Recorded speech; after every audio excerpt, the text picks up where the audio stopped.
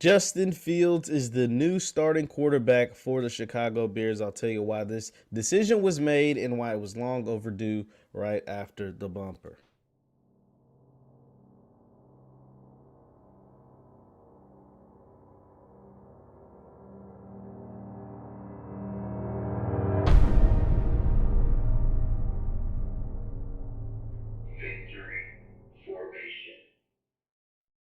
What's good people? Jeff Lights Jr. here with the Black Boss Channel and Victory Formation. Don't forget to join us October 29th through November 1st down there in Orlando, Florida at the Omni at the All Black National Convention. It'll be a great time. Make sure you get your tickets. But I'm here today to talk about Justin Fields has been named the starter of the Chicago Bears Week 3. It comes out today.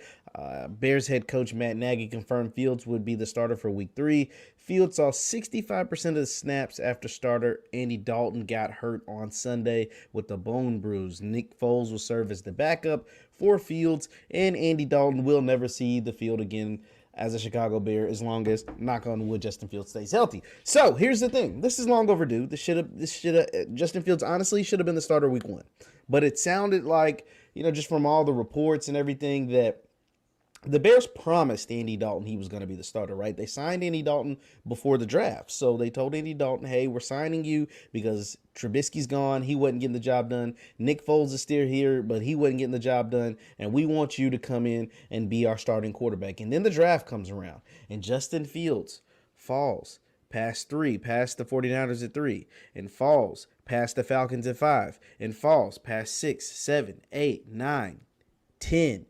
Falls all the way down to pick number 11. And the Giants are sitting there at pick number 11. And the Bears are like, hey, the Giants have Daniel Jones. They want to give Daniel Jones a try. They want to see if Daniel Jones works. They want to continue to work with Daniel Jones. So the Bears trade up from pick 20 to pick number 11 and snag Justin Fields at pick number 11 right before Dallas took Micah Parsons at pick 12. And that's when the clock officially started ticking for Andy Dalton, because Andy Dalton knew at that moment he wasn't going to be the starter the full year. He knew. There's no other way around it. When you take a quarterback that high, it's just there's no other way around.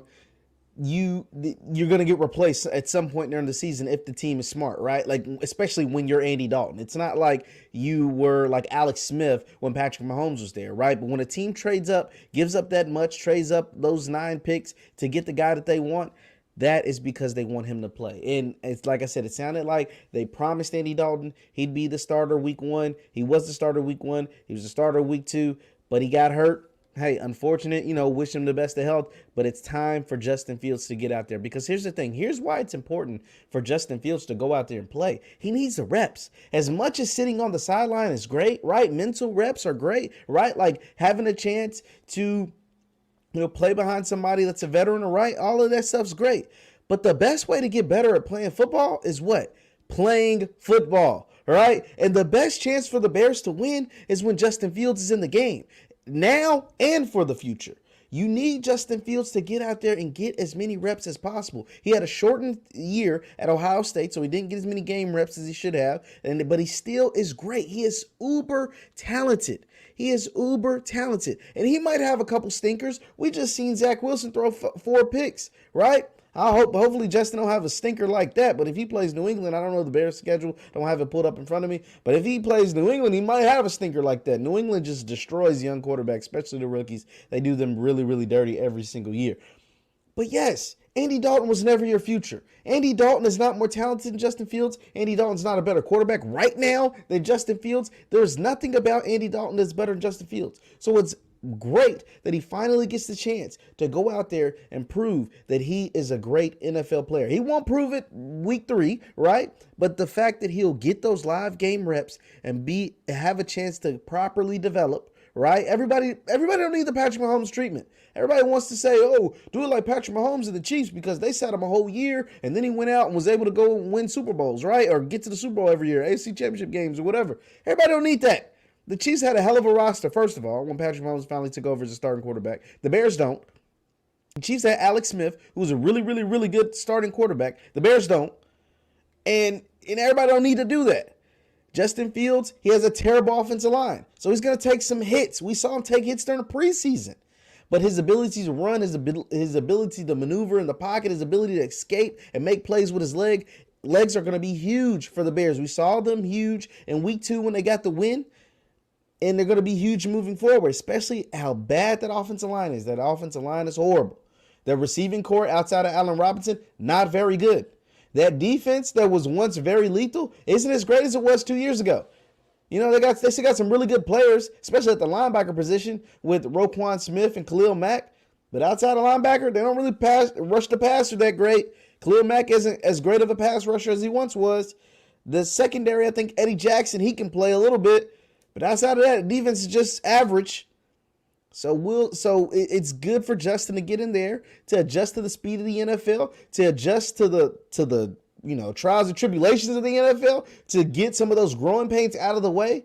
So that by the time now you know what you're working with, now you'll know what you need to adjust and get in the offseason. And number one priority's got to be offensive line, right? Got to adjust and upgrade that offensive line. See what Justin, how he works with those weapons, even though they're not that great, right? Especially with Tariq Cohen out. Adjust to those weapons, the Anthony Millers and the Allen Hearns of the world, and move forward and continue to develop, right? So I'm happy for Justin. I think he's going to do a really good job. Like I said, he's going to take his lumps. He's going to have his growing pains.